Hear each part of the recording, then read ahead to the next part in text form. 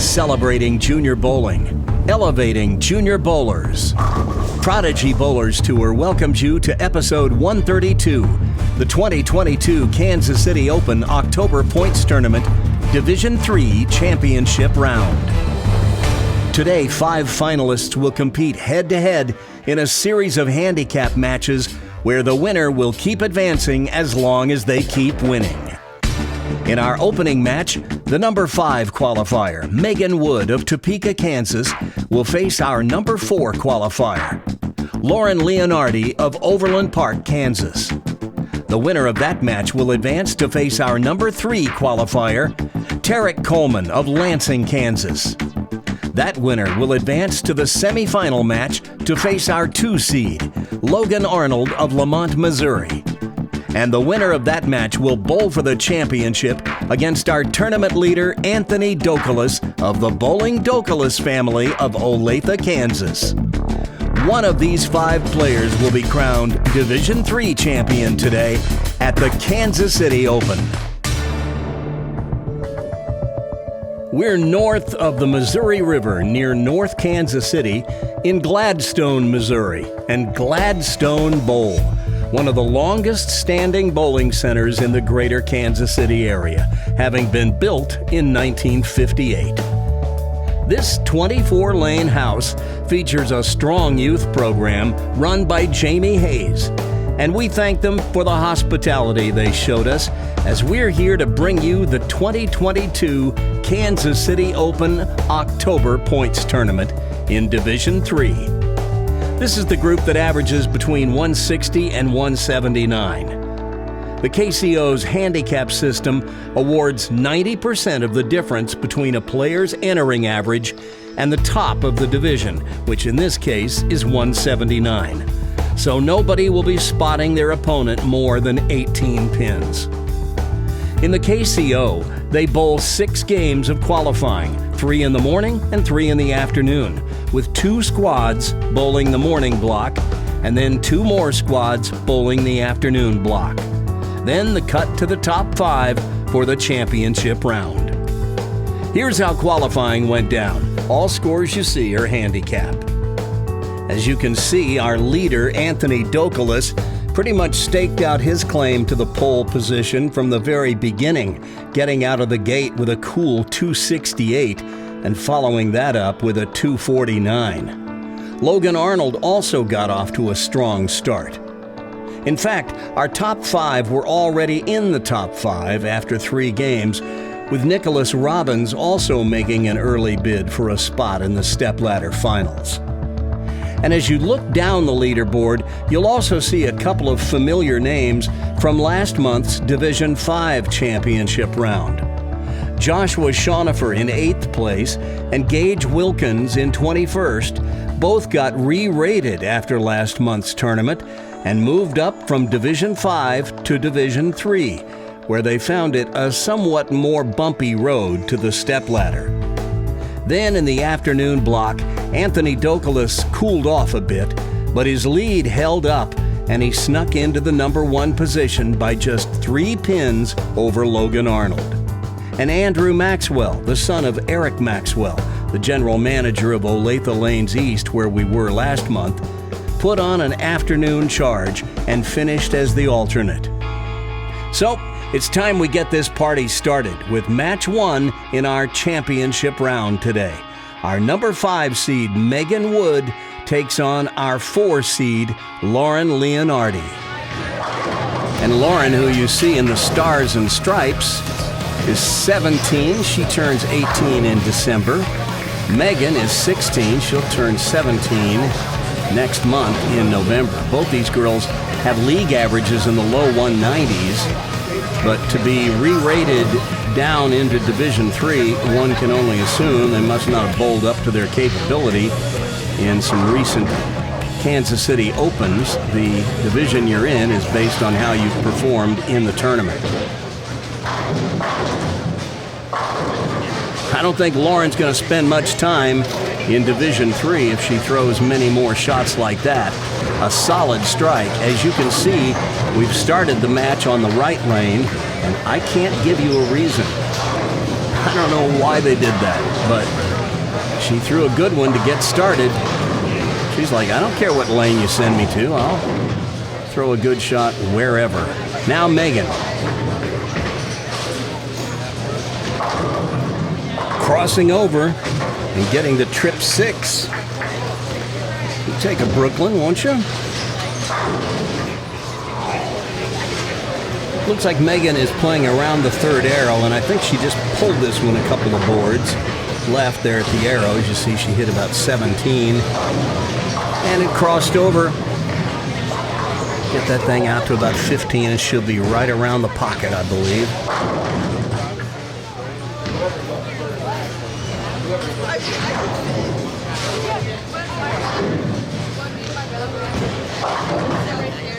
Well, she's getting it closer.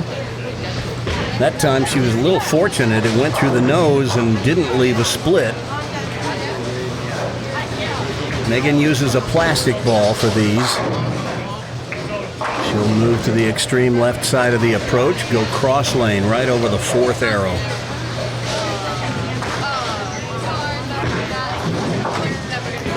Easy peasy.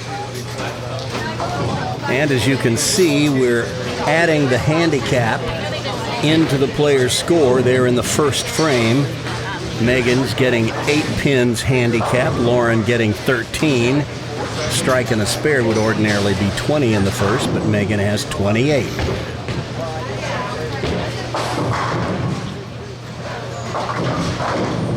Lauren lofts it out on the lane, gets it a little wide of her target. Doesn't quite make it back, and she's left a tricky little spare combination. The 1-2-8. To make it, you just move your feet about 3 or 4 boards to the right of where you stood for a strike. Throw that ball over your strike target, and it should cross over. And that is very well done. These kids all get a questionnaire from me before they bowl. And one of the questions I ask is if there's any pertinent information about them that they think the Prodigy audience might enjoy knowing. And Lauren lays claim to the fact that she is the most accurate spare shooter on her team.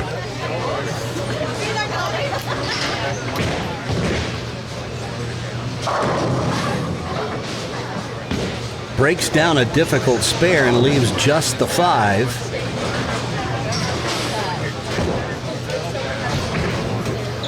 She might need to move her feet just a board or 2 to the right from where she's playing the lane. If these last 2 strike balls she's thrown are any indication.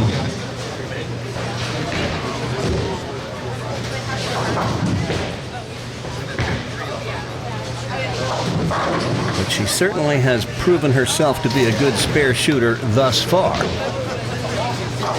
here in the early going.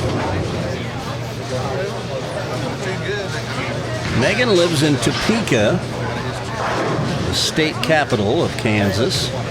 It's about 50 miles or so west of Kansas City, so she and her family had a bit of a drive in. Pulled another one. Well, you get away with those errant shots if you keep leaving easy spares. And there's no spare any easier than the 5-pin.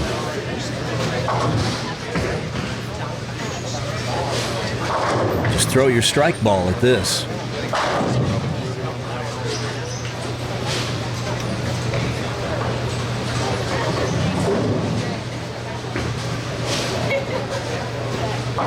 Nothing to it.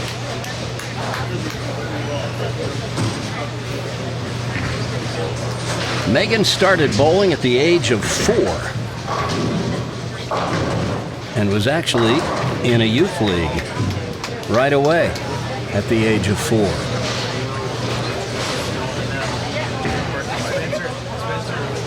And I think it's pretty clear to see, watching her bowl, that she's well coached. I'm not sure who her coach is, but they're doing a good job with her. Boom. Solid strike in the 4th. And we'll watch it again.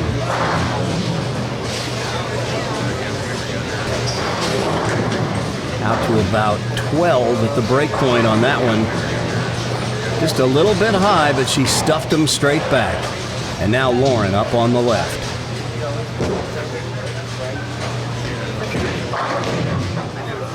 Gave that one a little bit extra lift to get it back. It just deflected a little bit, causing the 5 to fall over in front of the 8. Not exactly the stone 8 that we see occasionally, but what I call the soft 8.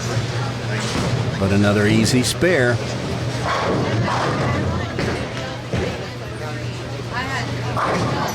And she takes care of it. No problem. Take a little coach's clicker look at Lauren's game. She starts with a very upright spine angle.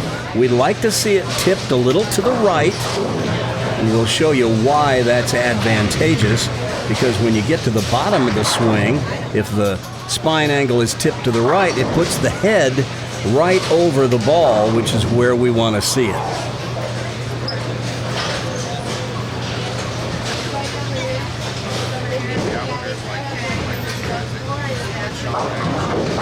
A little more speed and Lauren would keep that ball on line. That wasn't a bad shot.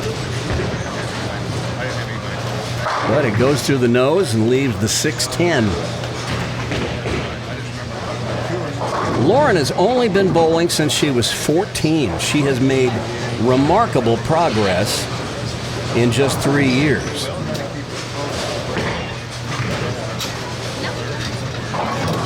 And as I mentioned earlier, she's a heck of a spare shooter, especially for only being at it 3 years.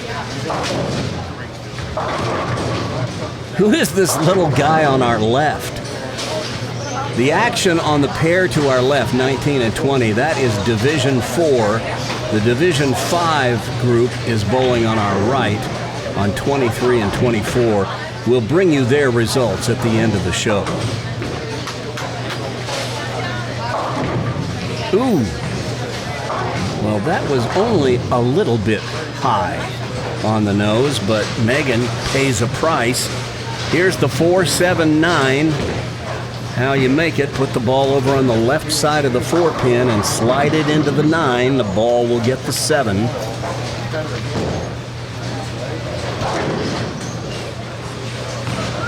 Oh, she went for it.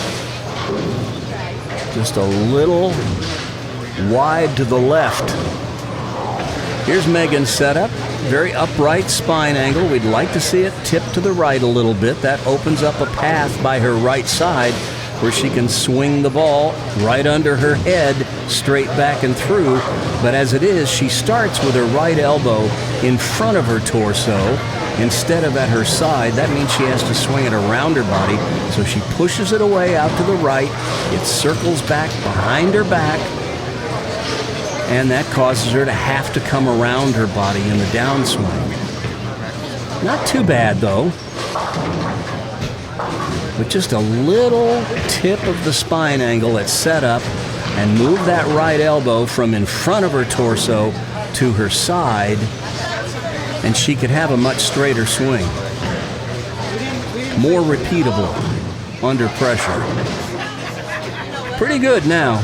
Just a slight adjustment. She's so well practiced, she repeats her swing pretty well now. But I think it could be just a little bit better with just those few adjustments. Slight tip to the spine angle, set up with the right elbow at the side, push it away straight forward instead of out to the right.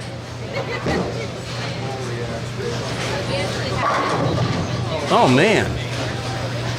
Well, she couldn't have hit more flush than that. but a stone 7.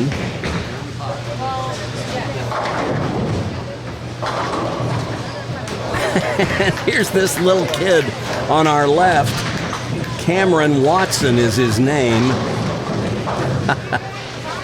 Throwing a two-handed backup shot. How about that? And Lauren takes care of the 7-pin. No muss, no fuss.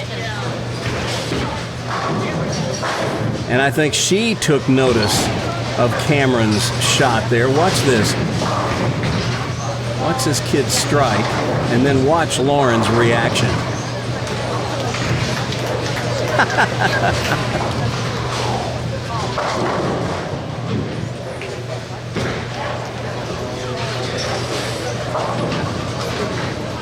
Well, she actually pulled that one a little bit in the oil, so it skidded further down the lane. If she'd gotten it maybe a board farther to the right at the arrows, it would have read friction on the lane sooner and come back. But as it is, she leaves another easy spare, the 2-pin.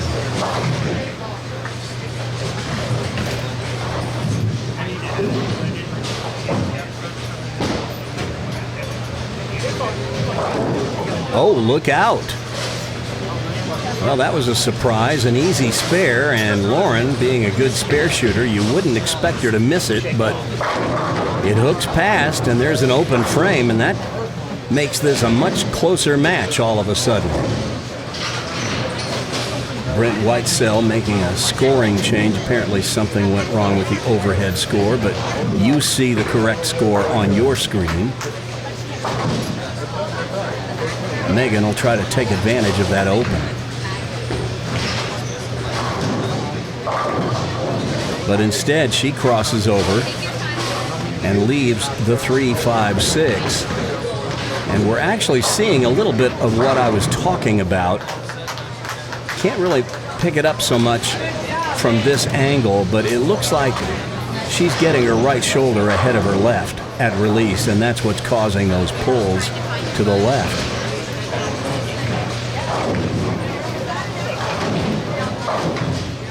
Makes the spare, though. So we've got a close match heading into the 8th, 9th, and 10th here. Just 6 pins separating these two.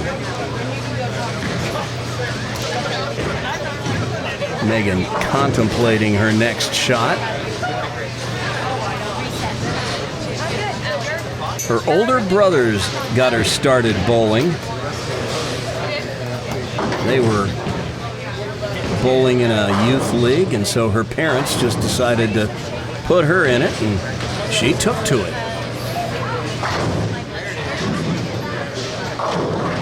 Oh, look at this. That ball just barely gets back, but talk about the light shaker.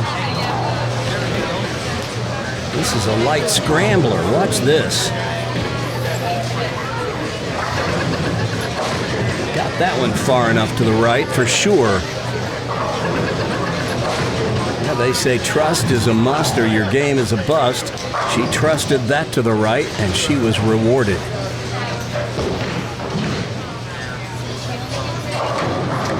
Oh my goodness.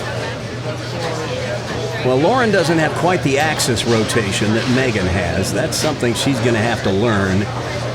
But here's the 4-5-7, a baby split. And one of the most difficult, you got to favor the 4 over the 5 a little bit so that you get the 7. This is very difficult.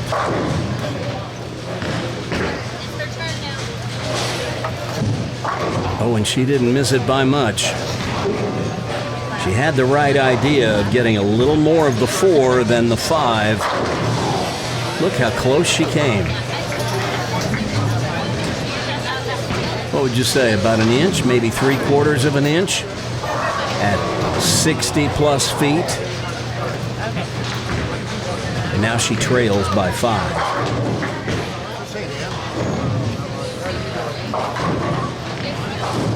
That one hooks high. And once again, she gets away with it, leaving just the 6-pin. That could have been a split. Lauren will learn to generate a little more velocity by using her torso and her shoulders, and she will be an even better player. Covers the 6. But now Megan, with a strike working, has an opportunity to go off the sheet and put an end to this.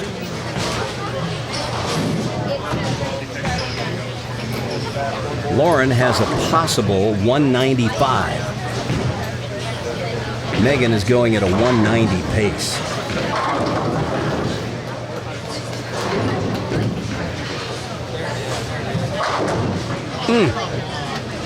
Another soft 8. We've seen that now a couple of times in this match where the 5 goes in front of the 8. On a stone 8, you chop the 5 straight back off the 8.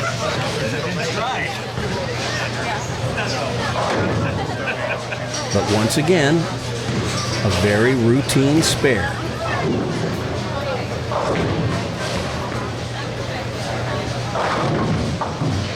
Bingo.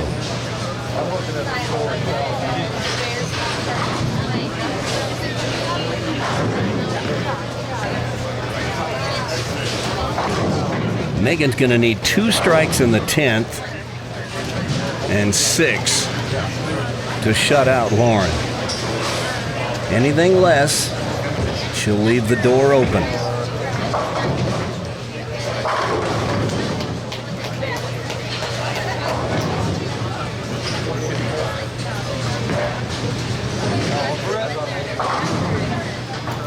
Comes in high, breaks up the split, leaves a 10-pin. She's made this before. She needs to make one right here to force Lauren to double to beat her.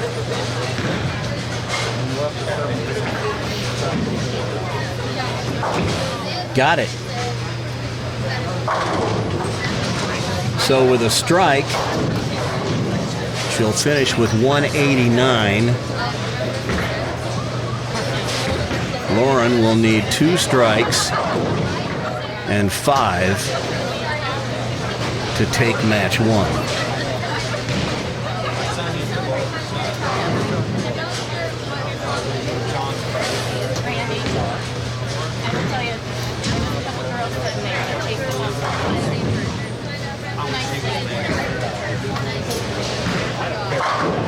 Great shot. 189 for Megan Wood. As we'll watch this one again. 5-step approach. Pretty conventional. She caught all of that one. I think she knew that was good as soon as it left her hand. So Lauren must strike on this ball and the next to win.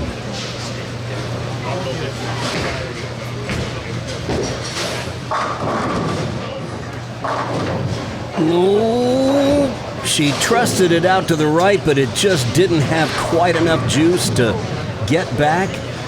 And 9 and a wiggle is all you're going to get this time, Lauren. So it's going to be Megan Wood who takes match 1. That's okay. For having been bowling just 3 years, I'd say Lauren is doing just fine.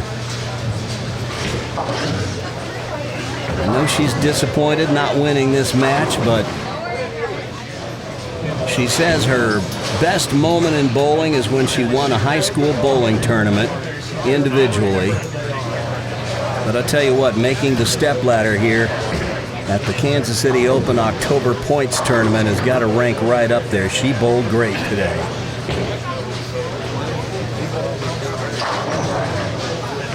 So a 183 comes up a little short. It's Megan Wood with a 6-pin victory, and she's moving on to match 2, where she'll face Tarek Coleman when we return.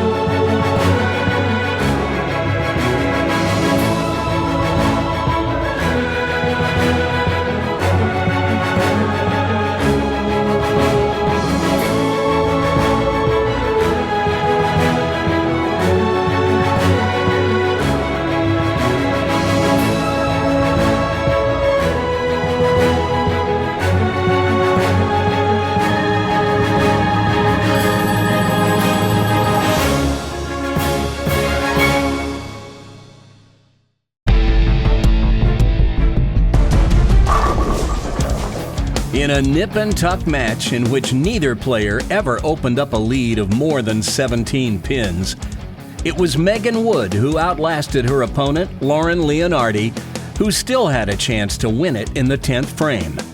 But again, like we've talked about so many times on Prodigy, a blown single-pin spare in the 7th cost Lauren dearly.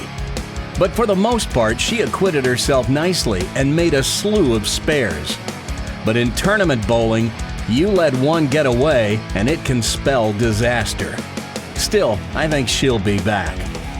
But in the meantime, it's Megan Wood who advances to match 2, where she'll now face our 3 seed, Tarek Coleman. 4 of Tarek's 6 qualifying games were over 200 scratch, so he's having a day. And right now, he'd love nothing more than to keep that going. Tarek says he comes from a bowling family. He's following in his dad's footsteps. This young fellow is 15. He turned 16 in December.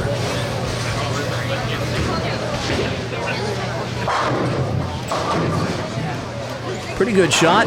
Just a little high. Leaves the 4-7.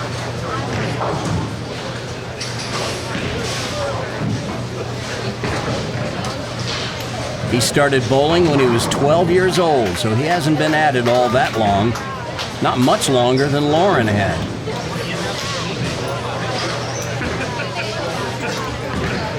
Look out. Overhooks it. So an open frame to begin, that's never fun.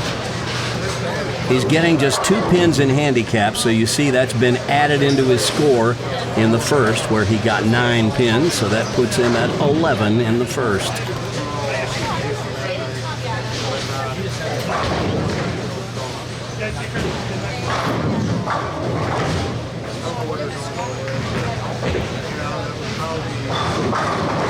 How about that one right there?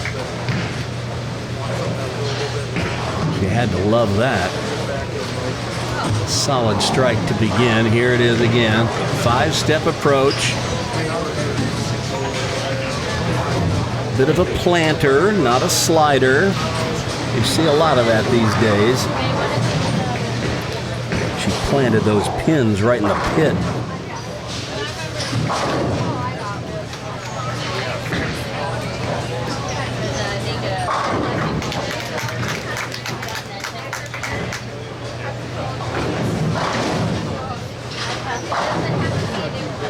Pretty good shot.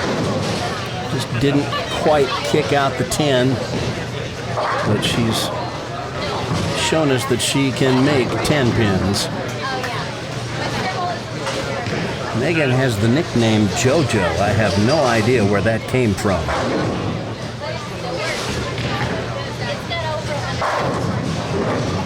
Got it. So she stays clean and maintains a 17-pin advantage over Tarek. This young fellow has his sights set on becoming a construction engineer when he grows up.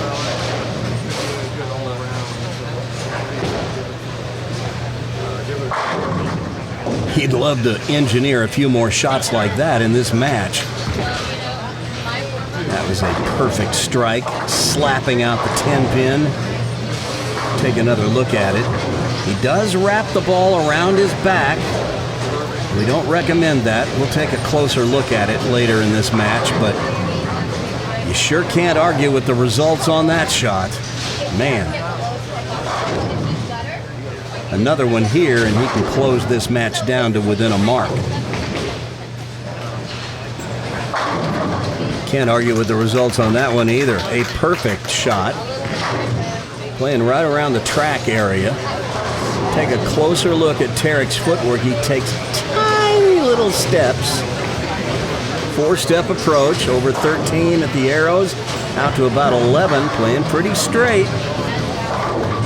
And crunch berries. Megan Wood's lead has been cut to 7. But she has an answer for that, and that's a solid strike of her own.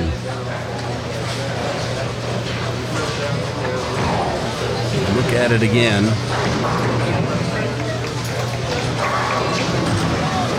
Megan gets it behind her back just a little, not as much.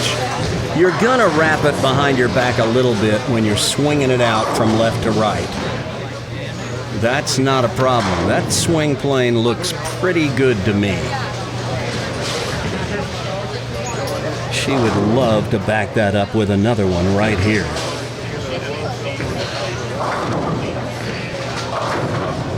Oh, and she gets it with a wall shot. Oh, I loves me some light shakers.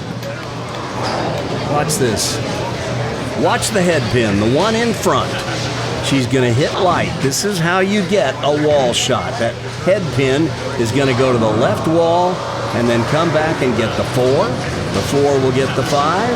The head pin will get the 7.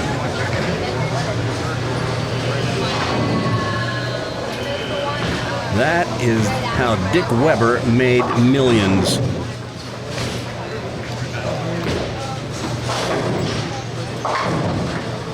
Ooh, got away with one there. Tarek high on the head pin. Nearly had the 6, 7, 10, but broke it down. Just the 6, 10. Much easier than the split he could have had. And he covers it.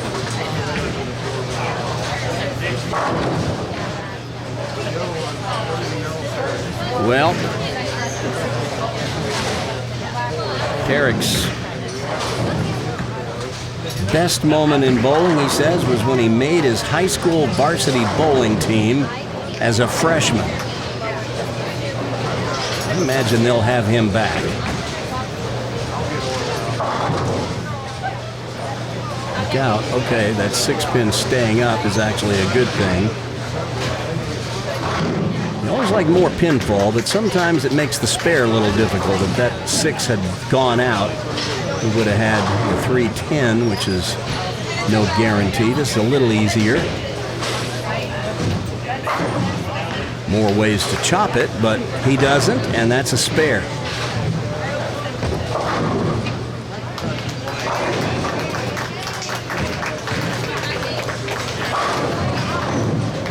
Megan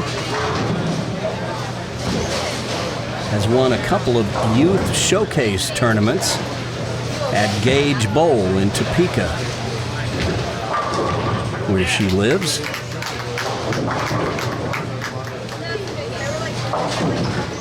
Oh boy. Well, it looked like she was trying to help that one up to the head pin a little bit. Got that chicken wing, that right elbow flying out to the right. And here's the 6, 7, 10. It can be made. You got to slide the 6 over to the 7. The ball will get the 10.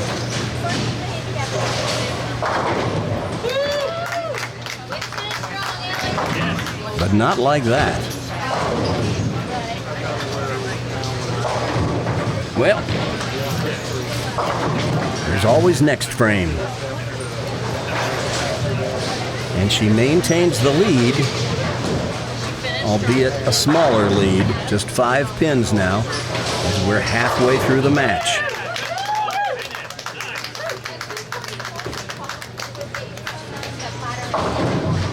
Oh man, she nearly had back-to-back big splits. But the 10 goes down and she has just the 4, and she's thanking her lucky stars right about now.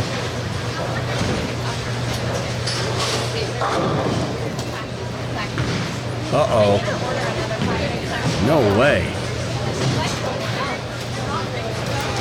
Big mistake there.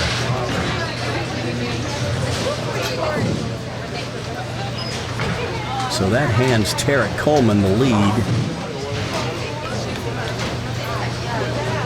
And now what can he do with it?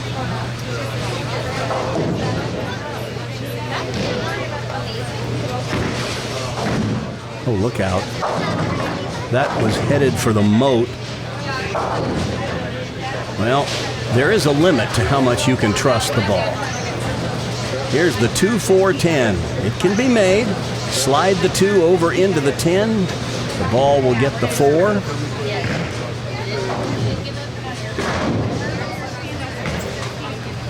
Ooh. Well, you've got to admire his courage going for it boldly like that. And he didn't miss by much. Again, maybe 3/4 of an inch. What do you think?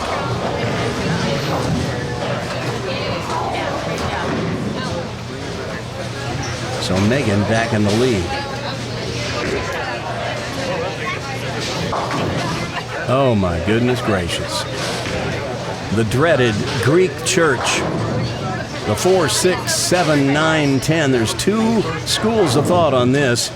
If you're just going for count, go for the 3 on the right. You can make it this way, but I've made it more often going for the 2 on the left. You got 2 ways of making it then. If the 4 hits the front of the 9, it can bounce around and get the 6 and the 10, or if the 4 hits the back of the 9 can fall forward into the 6 and 10. But it's all moot now as Tarek goes 8 out, and that's back-to-back opens and trouble as Megan now owns a commanding lead. 21 pins as we head into the final frames. A couple of unfortunate shots by Tarek. One of them wide right and the other one right through the snoot. Now Megan is in the driver's seat. She pulled another one, but she gets away with it. Tripping the 6. She's not smiling. She knows she didn't throw that one very well. She pulled that one way left of her target. Watch this. Oh, you see how her right shoulder got in front of her left? You do that, the ball's going to go left every single time. She gets away with it with a friendly bounce off the wall. But you got to wait on the ball. But now she is in position to put Tarek in a world of hurt with a double. That's better. Just didn't quite have the juice to corner and kick out the 10. But a spare here, and she'll still be in a commanding position late in the match.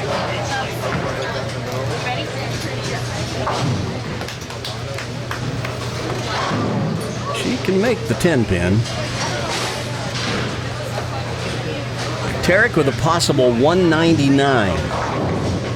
Megan is going at a 190 pace. So this match is not over.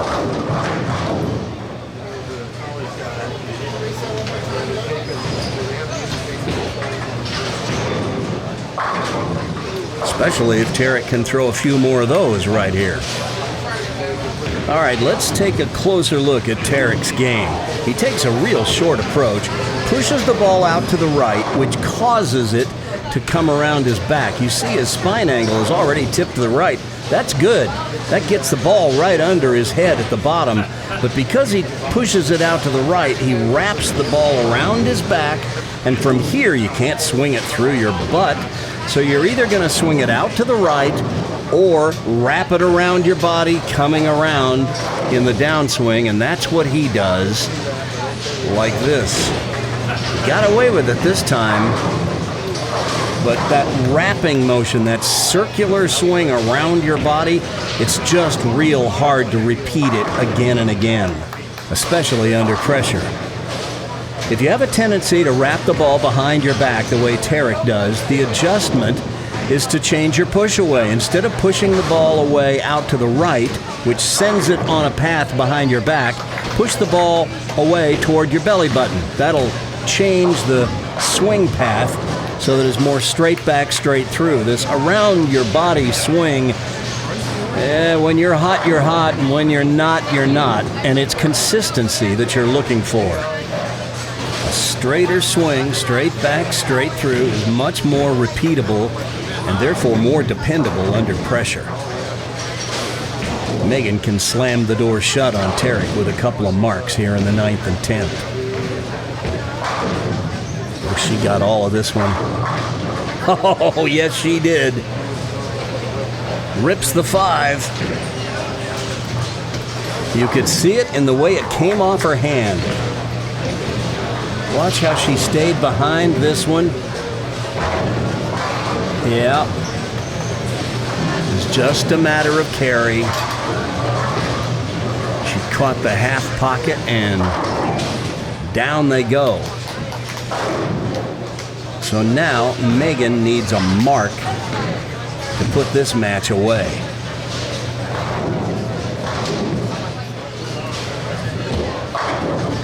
Well, it looked like she threw that one pretty good too. I think she's playing a little too far to the left on the lane. And that one just stayed in the oil all the way down. Never read friction, so it was nothing but deflection when it got to the 1-3. But guess what?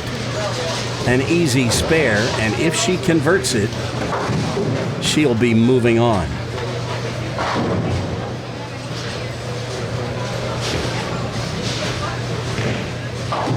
And she takes care of the 5-8 easily. And with that, takes down Tarek Coleman in match 2. And now she's going to use her fill ball in the 10th to try out a different bowling ball. See if she can get a different look. I applaud this move.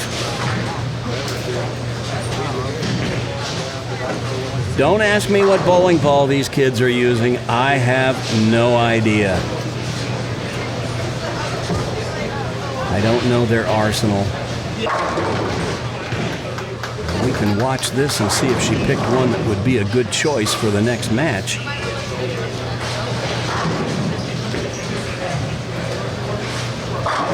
Oh yeah. Gotta like that reaction. Yeah, she picks the other one up off the rack and says, "I'm done with you today." Well, Tarek put up a brave fight. He just ran into some trouble in the 6th and 7th. Those back-to-back splits were killers. Boy, he sent that thing almost to the gutter, and see how it came charging back.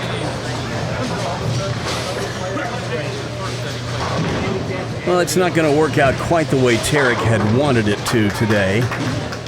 But this is the first time he has made the stepladder at the Kansas City Open, and that's something he can build on. Success breeds success. And you get to the championship round, and it's your first time there. I imagine there's some nerves, especially now that we're pointing a camera at you each month at the KCO. You know, there's only like 10 or 20,000 people watching. No pressure. But the next time you get there, it'll feel a little more familiar. And I'm sure Tarek will get another crack at it. But for now, it's Megan Wood who's moving on. She'll face Logan Arnold in our next match.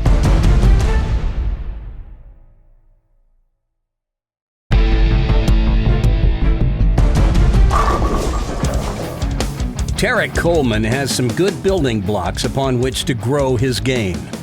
Making the stepladder finals today should help to buoy his confidence. But after bowling 4 200-plus games in his 6 games of qualifying, his game just didn't quite hold up under the pressure of match play, and he made a couple of errant shots, leaving some very difficult splits.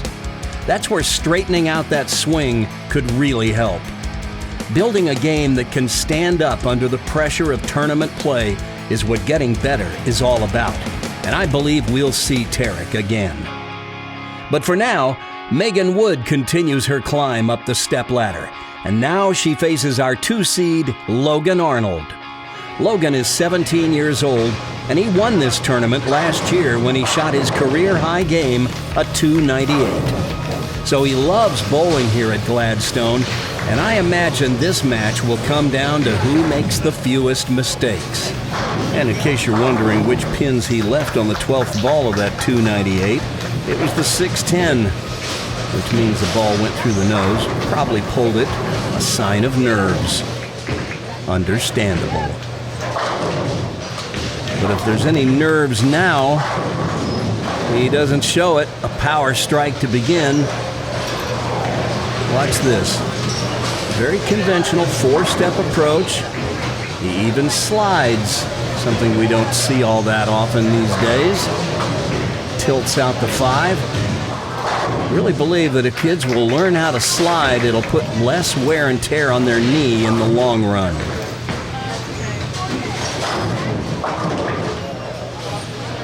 Megan comes up just a pinch high on that one and leaves the 4. Well, Megan's all-time high gain, 268. Her all-time high series, 705. Not bad. And she just barely gets the 4 down, but that's why they paint them.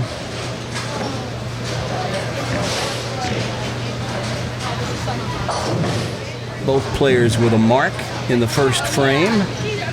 Megan with a 4-pin lead because she's getting 8 pins in handicap compared to the 4 pins Logan is getting.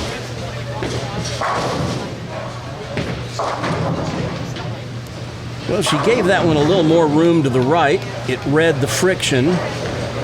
And that ball, as she found out when she was testing it out on her fill ball in that last match, has a little more kick on the back end, and this time it hooked through the nose. So she leaves the 6.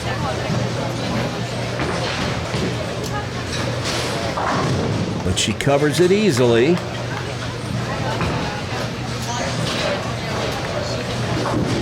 You get a close look at Logan's shirt. It's a champion shirt that the kids are given the opportunity to purchase if they win one of these Kansas City Open points tournaments. He won the one here last year at Gladstone, so he said, yes, I want one of those shirts.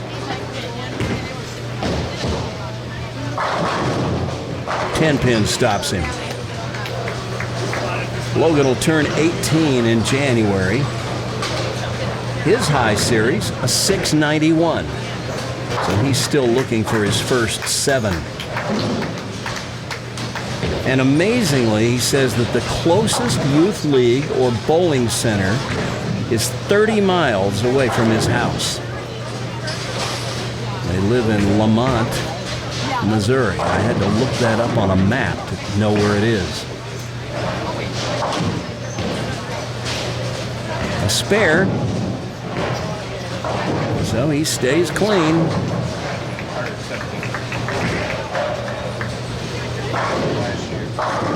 His dad and his grandpa were always in the bowling alley when he was a young boy. And that was his first exposure to the sport of bowling. And they got him his first bowling ball when he was 4, which is when he started bowling.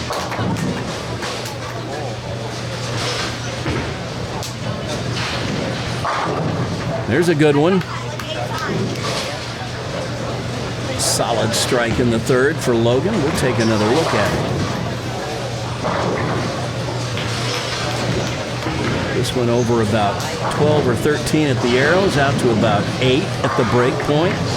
That 6-pin tomahawks out the 10 and mark it down, scorekeeper. That's a strike. Oh, and that one probably should have been. Megan with the stone 9. Here's how you leave the stone 9. The head pin catches the 2. It will deflect back into the 5, and it'll push the 5 back off the 9. But look where that head pin is, right in front of the 9 pin. And how does it miss it? But it does. And now she'll have to shoot the 9 pin. The good news is it's an easy spare, but it is a maddening one to leave. A reminder once again, to our left on lanes 19 and 20 are Division 4 And to our right on 23 and 24 are Division 5, and we'll let you know how they did at the end of the show.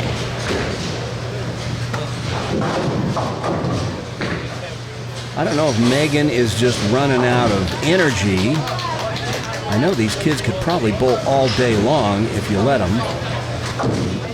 But it seems like she let up on her speed, and I don't know if that's a question of fatigue or what, but the slower speed caused it to hook through the nose. Oh boy. Well, you can't be doing that. And it might be a sign of fatigue. I'm not sure. She's been rock solid on her spares today. That hands Logan an 11-pin lead.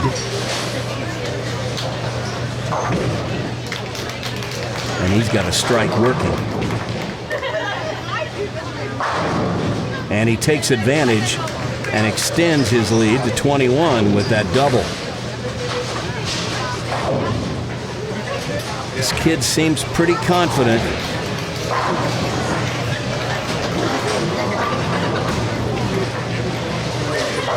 Gets it out to about 6 on that shot. Once again, slaps out that 10-pin. He's got that shot wired.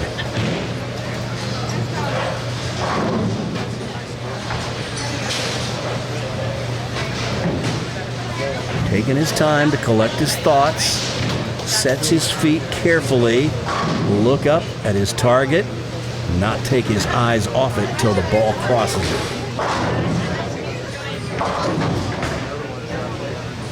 He may have missed just a little to the right that time. It looked like it found the friction on the right side of the lane a little quick, and it started hooking early. As I mentioned before, we bowl on the house shot on the Kansas City Open, but it's the burn they're bowling on. Lanes were run this morning before the first squad, and then they don't oil the lanes again, so they had over 100 entries in this tournament, and all those kids bowled 6 games of qualifying on these lanes before the step-ladder finals. So this is not like bowling on fresh oil on the house shot. It ain't easy like that.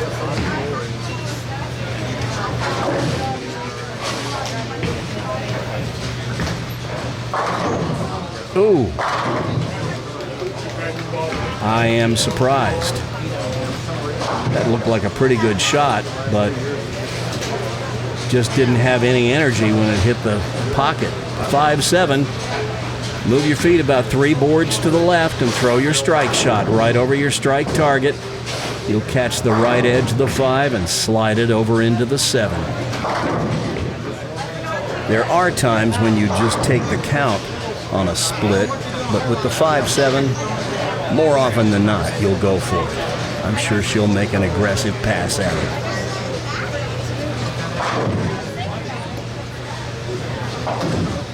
Close, just a little too much 5-pin. And now she's heading to the bag, maybe considering another ball change.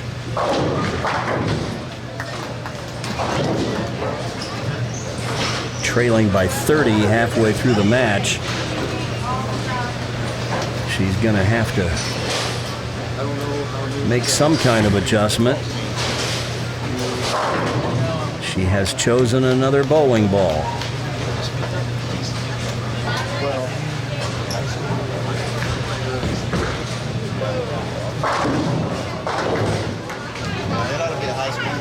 When you do that in the middle of the match, it's always a guessing game. But she guessed right that time. And had to like the look of that one. Watch this. She played this one a little bit straighter. Over about 16 at the arrows, out to about 12 at the break point, and 10 in the pit. Gotta love it. Oh, Logan trusted that one out to about 5 at the break point. And it comes charging back. I thought it was going to be a little too high, but he trips the 4. And that is just what he had dialed up. Here's how a trip 4 works. You hit a little high on the head pin like this. The 2 pin, the third one from the left, goes to the left wall and gets the 4 and 7. And thank you very much.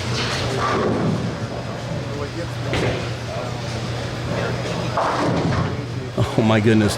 Well, if he sent it all the way out to the 5th board on the right lane, this one only got out to about 15 at the break point.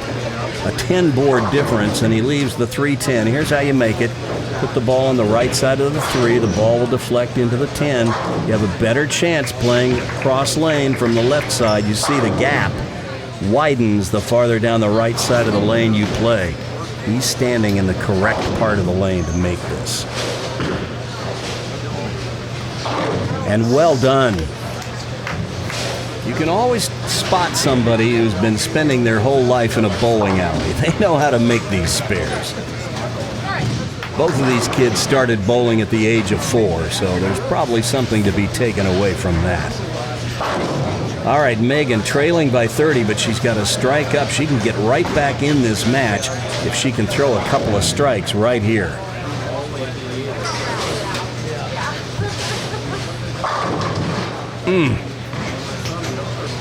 That was a pretty good shot. Not rewarded. She went with a ball that doesn't kick quite as hard on the back end, and that cost her. She could have used that kick to pop out that corner pin.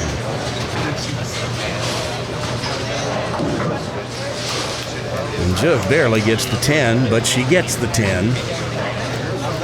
Problem is, she doesn't need spares here. She needs strikes to get back in this match.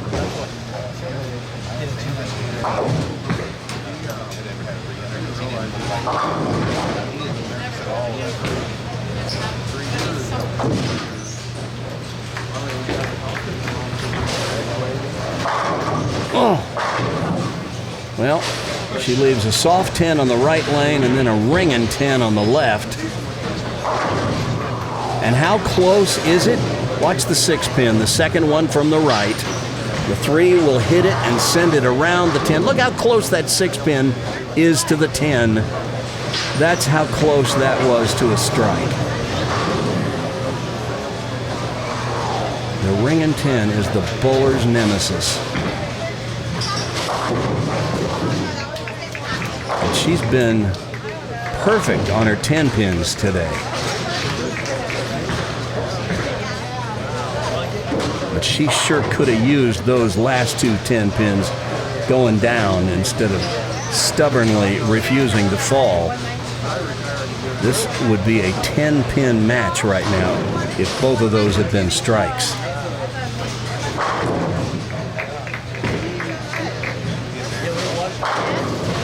But Logan comes right back with a solid strike of his own, and that was a big one. Logan is on a 212 pace. The best Megan can do is 201 now. As we take another look at this freight train that he just threw. This is just going to plow right through him and leave nothing to doubt. He can just about close the door on Megan with a strike here in the 9th.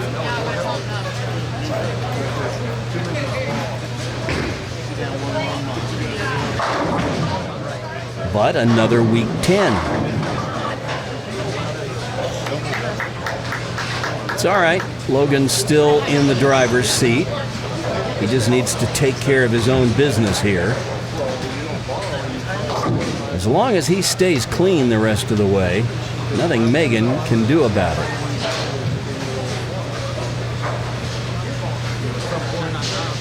He takes a little extra time on this.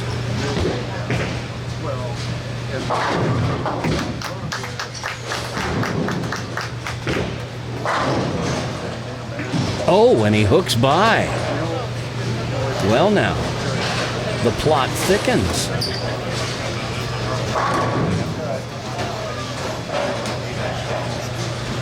As I mentioned, Megan can strike out for 201. If she got 201, Logan would need to double in the 10th. So Megan needs to just take it off the sheet.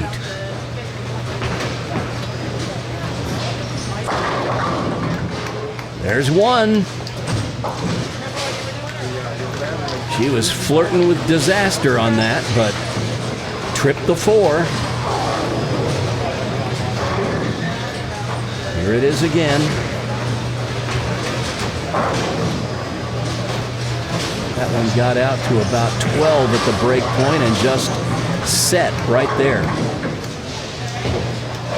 She gives it the fist pump. She loved it, but she needs this one right here.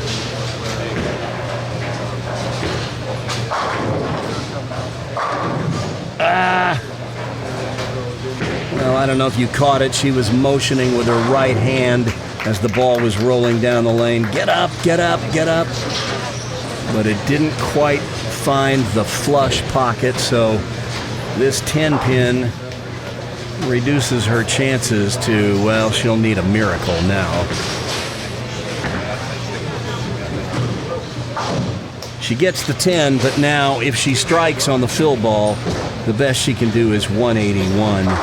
Logan would just need to get 2 pins in the 10th frame. So, and that assumes that Megan gets a strike here. But it's all over but the shouting.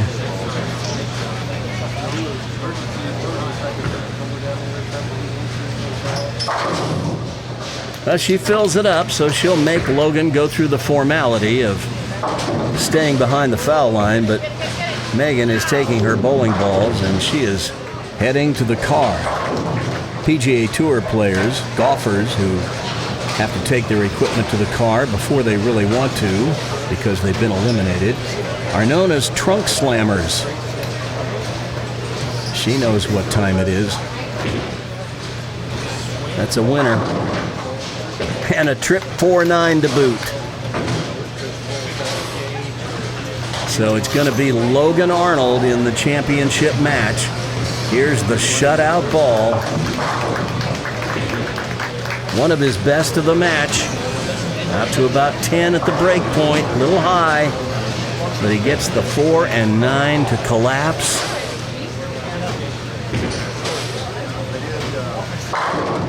And he gets another one just for good measure.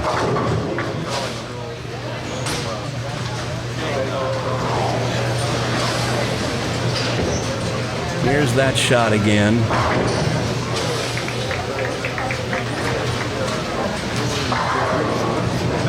I'd like to see his hand a little more behind the ball, a little more under the ball.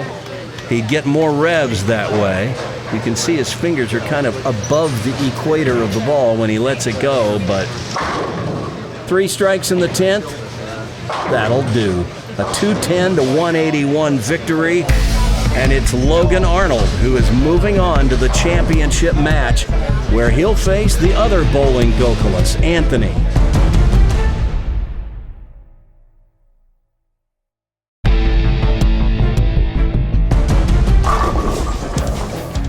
One missed spare and then a split put Megan Wood in the uncomfortable position of having to play catch-up, and she just couldn't string the strikes she needed to close the gap between herself and Logan Arnold.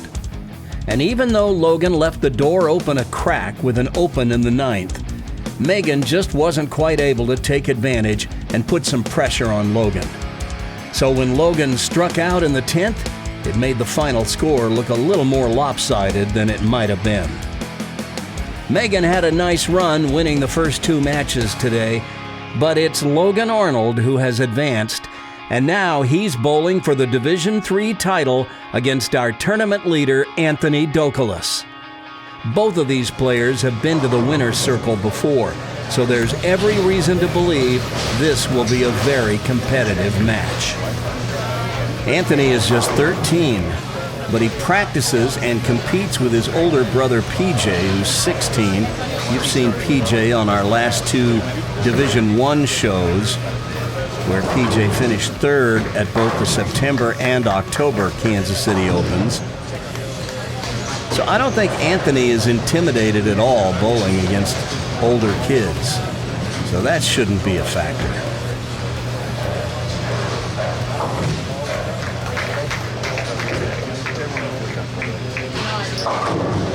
He bowls just like his older brother too, doesn't he?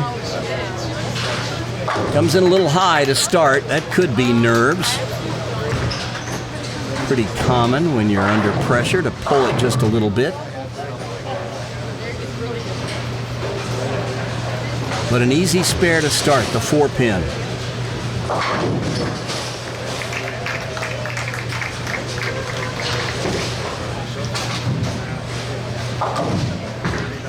Well, if there's such a thing as a gym rat, there might be such a thing as a bowling alley rat as well. And I'd say both of these kids probably fit the bill. Logan and Anthony both have been bowling since they were 4. They start them young here, don't they?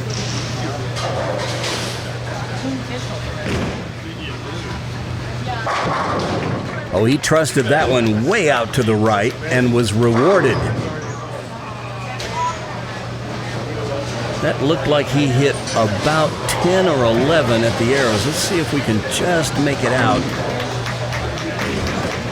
Yeah, right about 11 and out to about 5 at the break point. And that was a truck. Get the license number.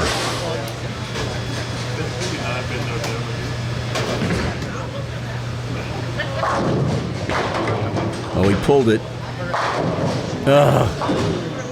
Well, with a heavy buildup of oil in the center of the lane like you have on a house shot, if you pull it and throw it hard, the ball's going to hydroplane. Here he is at the top of the swing. Ball's a little behind his back. At the bottom, you see his hands on top and the side. We'd like to see it down below behind the ball. And you see how he pulls up at the line and very little knee bend. And you see that trail leg way up in the air. That's why he falls off balance. And he got no power. Get those fingers down below the equator on the ball when you let it go. That's where the revs are. That's where the power is. Nothing you can do with this. Just take the count. So an open frame in the second for Logan. That's not what he had in mind. And so Anthony takes a 10-pin lead. And of course, as in all the matches prior, we add in the handicap pins in the very first frame, so you don't have to keep track of it.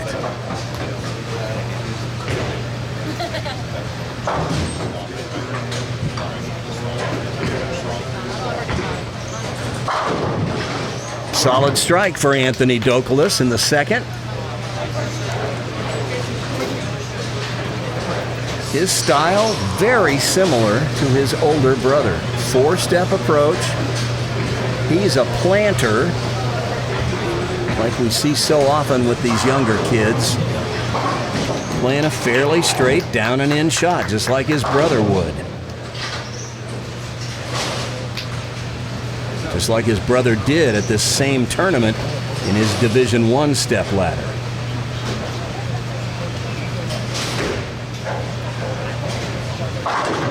He pulled that one just a little bit, but because of where he's playing on the lane, it just set right there, and he catches a double. Take another look at Anthony's game here. Nice push away. You see at the bottom of the swing, the ball's directly below his head. That's what we want to see. At the top of the swing, it's still just even with his head. And then at the bottom, it's even with his head. That's what you want. Those are the 3 checkpoints. He checks all the boxes. He's in good balance. His slide foot, or plant foot in this case, is perpendicular to the foul line. This is ideal. He pulls up a little bit, I wish he would stay down, but look at his follow-through. See how he's got that bent right elbow? This is a little persnickety, but if I had my druthers, I'd rather him keep that elbow locked through the follow-through. That'll keep the ball on line a little better. But good shot there. Oh my goodness. Back-to-back 8-10s. Well, that's a slap in the face if ever I've seen one. Here's how you leave the 8-10. The ball hits in the pocket. Looks like a good shot, right? But see where it deflects? It goes off the pin deck behind the 9-pin and sends the 5 in front of the 8. And you just take one and hope something bounces out. Not to be. So 2 opens in his first 3 frames, and Logan has dug himself a hole early in the match and trails by 31 after just 3 frames.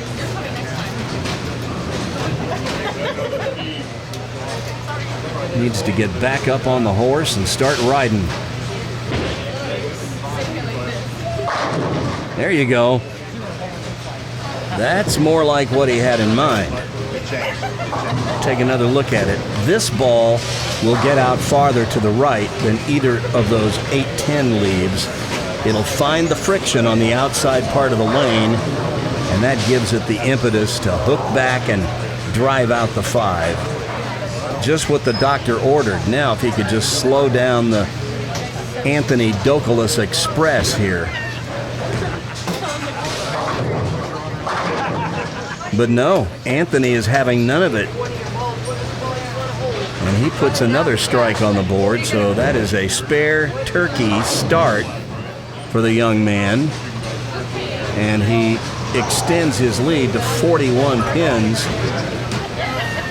Here it is. See how his fingers are behind the ball? And he lifts straight up. Now, some of getting your fingers down below the equator of the ball, some of that is just a matter of growing and getting big enough and strong enough. But you see how he just lifts straight up through the ball. That's where the power is. And if you can get your fingers down below the equator, that's where the revs are.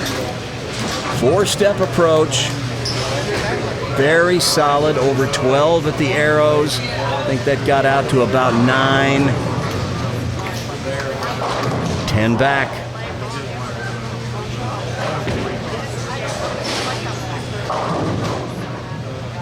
Well, just a little high. Logan could have really used a strike there. He's trailing by 51. Had a strike up. Could have cut the lead to 41 and then 31 with another strike in the 6th, but not to be.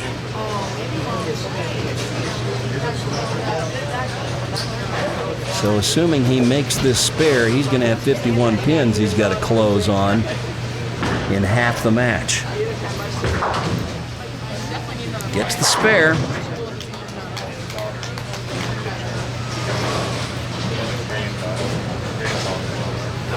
This young man won this tournament a year ago, but the path to a back-to-back victory is looking narrower and narrower. But you never know. I've seen leads dissipate in half the match, so it can be done.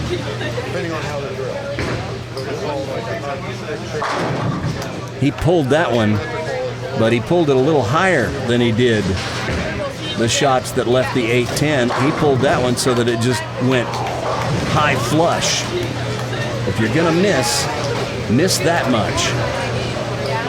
Over the 3rd arrow, and it just had 2 more boards to travel to the left to get to the pocket. The pocket's the 17th board. But now Anthony with 4 in a row and a 51-pin lead. Make that a 61-pin lead. And wow. Logan's got a tiger by the tail here. Look at Anthony Dokolas string the strikes. Over about 12 at the break point, and good night, pins. He is on fire.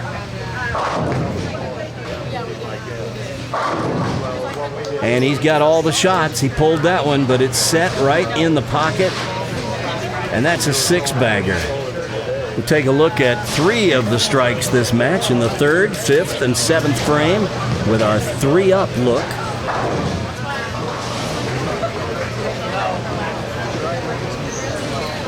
They look pretty similar.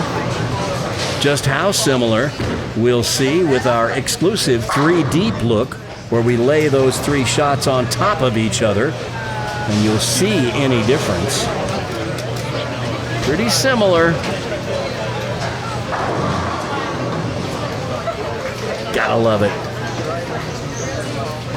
But now Logan Arnold, he can still shoot .231. But he'll need a bunch more of those to do it. Logan's really got to just take it off the sheet from here. Here's another look at that shot. One of his best of the match.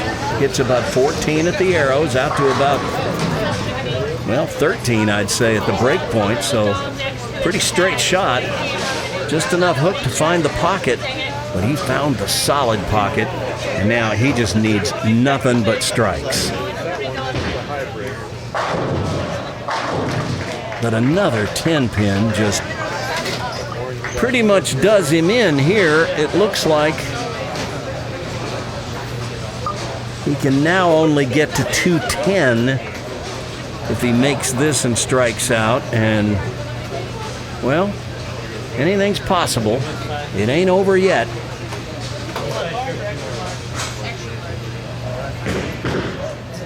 Look out. Oh. Well, can't afford those.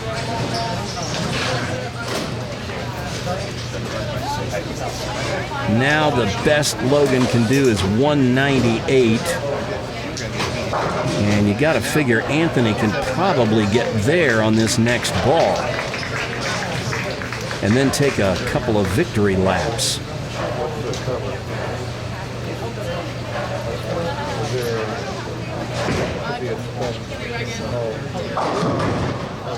But instead, his string comes to an end, goes to the nose, breaks up the split, gets 8.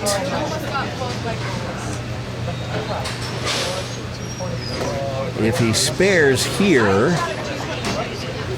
he'll have 190 in the 7th with a spare, which would get him to 200.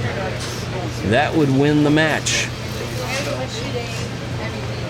Logan can only get to 198. Oh, what is this? No! That was out of character. That gives Anthony 196 in the 8th. So he's going to need 3 pins to shut out Logan Arnold. And he's got 2 frames to get those 3 pins. I like his odds. Do that first. Let her try it. Get the oil out of it.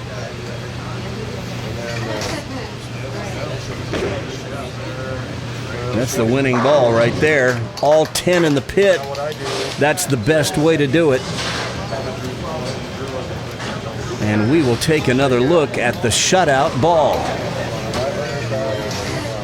But there were about 7 of those in this match. A spare 6-bagger opening to the match, and then a little hiccup, and then another strike. And Logan just going through the motions to finish out the match now. This is all academic. It's Anthony Dokolas who has won the Kansas City Open October Points Tournament, Division 3.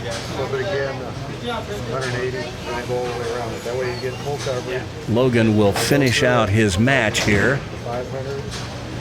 And think back on those 2 8-10s.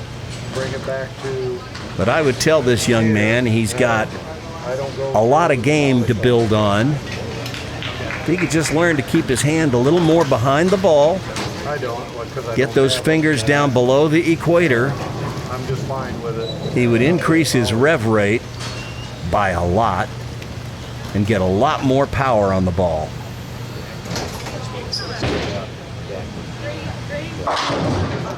Well, there you go. Just put it right on the nose and watch him crumble. That's what we call the Jersey squasher. Well, it still might be not his best shot, but he'll take it. After those 8-10s he got today, I think the lanes owe him one.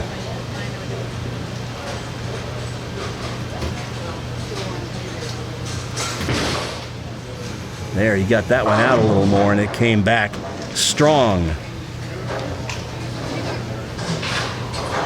I love it when a kid finishes strong, even when he knows he's out of it. That means there's no give up, no quit. You have to admire that.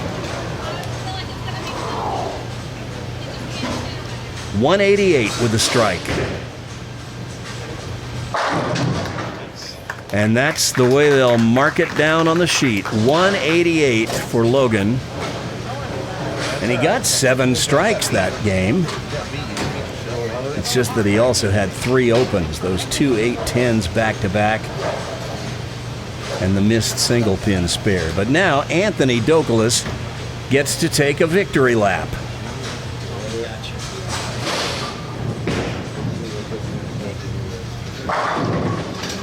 Crossing over, he leaves the 5 pin, the easiest spare there is, and with a conversion here and a strike on his fill ball, Anthony will finish this tournament with a cool little 236 in the championship match. You know, I tell you what, there's a lot of controversy in bowling. Does the tournament leader have an advantage, only needing to win 1 match? Or does the advantage fall to the challenger who's already won 1 or more matches? But both of our tournament leaders at the October Points Tournament, both in Division 1 and in Division 3, held serve and won the championship. Antonio Miranda, who you saw on our last episode of Prodigy Bowlers Tour, won from the number 1 position, and now Anthony does the same. He finishes with an 8 count. That's a 234. That is a strong game to bowl in the championship match. And Logan Arnold, who acquitted himself nicely with a 188, just had a tiger by the tail in Anthony Douglas. We'll meet him next. Maybe we'll meet an interested spectator, too.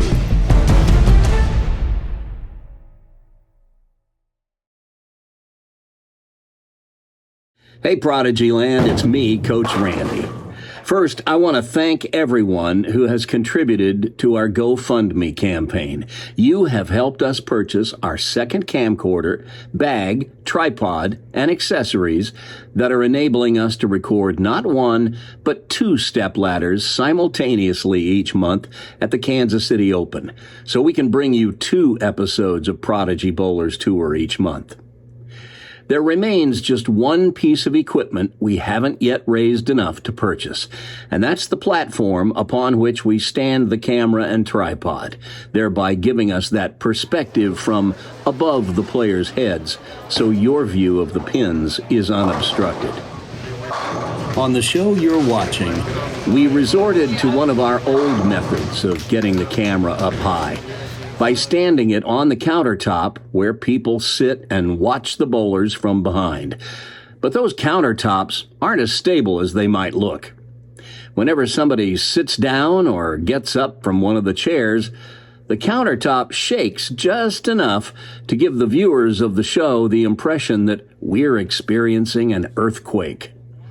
And on an earlier episode, we had the camera on the floor, meaning on some of the shots the players threw, Another player, or the player who threw the shot, actually blocked your view of the pins.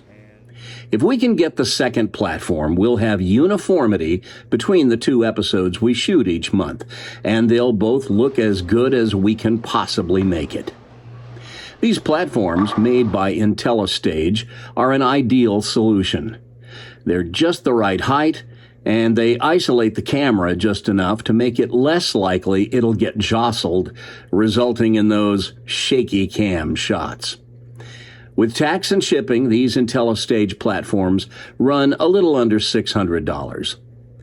If you like what we do on Prodigy Bowlers Tour and would like to support it and help us keep delivering the high-quality show that you've grown to expect, please consider chipping in and helping us purchase that second platform. Go to www.gofundme.com/Prodigy Bowlers Tour Camera 2 campaign. $10, $20, $50, $100. Every little bit helps. Until we get that second platform, we'll continue to do the best we can with what we've got. But please, help us crowdsource the cost of this platform, won't you? Visit www.gofundme.com/Prodigy Bowlers Tour Camera 2 campaign and contribute. Thanks.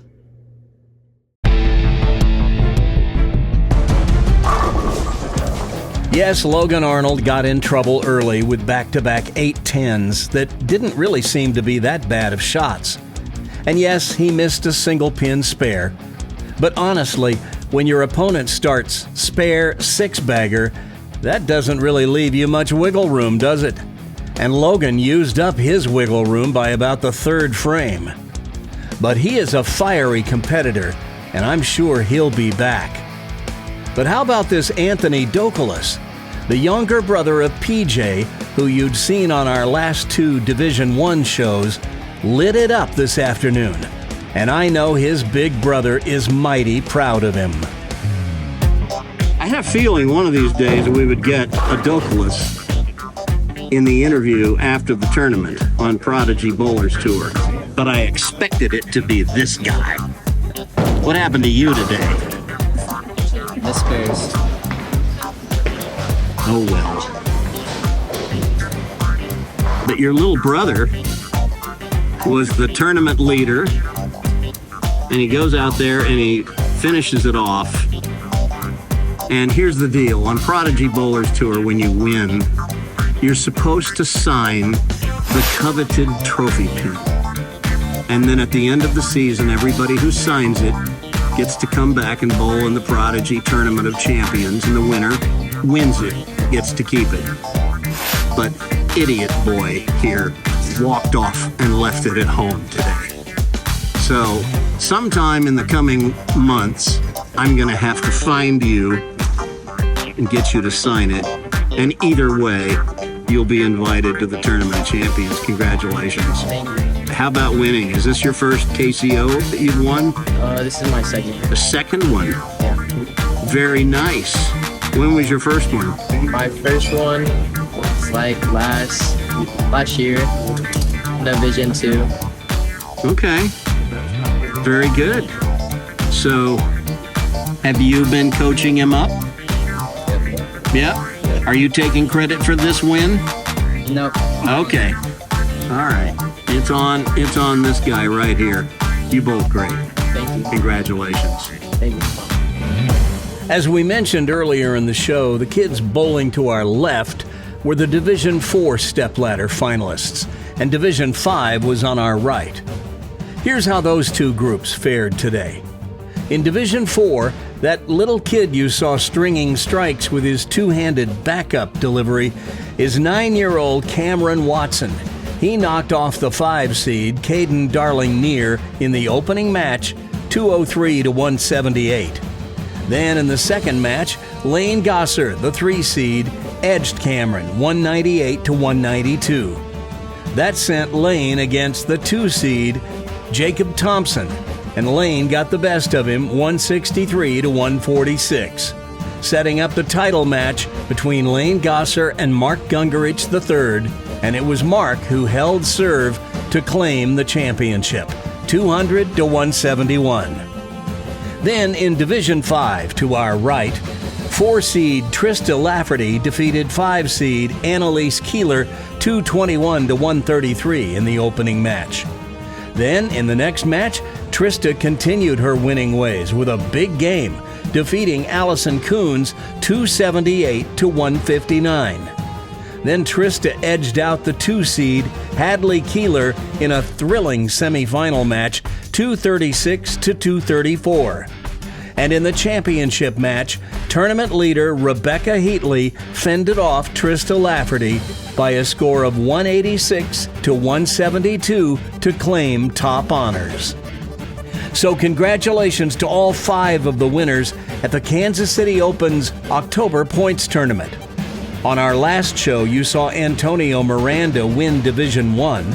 We told you about Cole Darby winning Division 2. And of course, here on the show today, you saw Anthony Dokalis claim the title in Division 3 as Mark Gungerich III captured the crown in Division 4 and Rebecca Heatley won the championship in Division 5. Next up, on November 6th, Prodigy Bowlers Tour travels to Royal Crest Lanes in Lawrence, Kansas, the home of the KU Jayhawks, for the 2022 Kansas City Open November Points Tournament, where once again we'll bring you the action of the Division 1 finals and another division yet to be announced on our second show of the month. Look for the next episode to drop in mid-November. If you'd like more information about the Kansas City Open or would like to enter an upcoming tournament, go to www.kansascityopen.com, where you'll find everything you need to know, including entry forms. Remember to like, comment, and subscribe to our videos so we can keep growing Prodigy Land. Hope you enjoyed the show today. Until next time, this is Coach Randy reminding you to get your bowl on.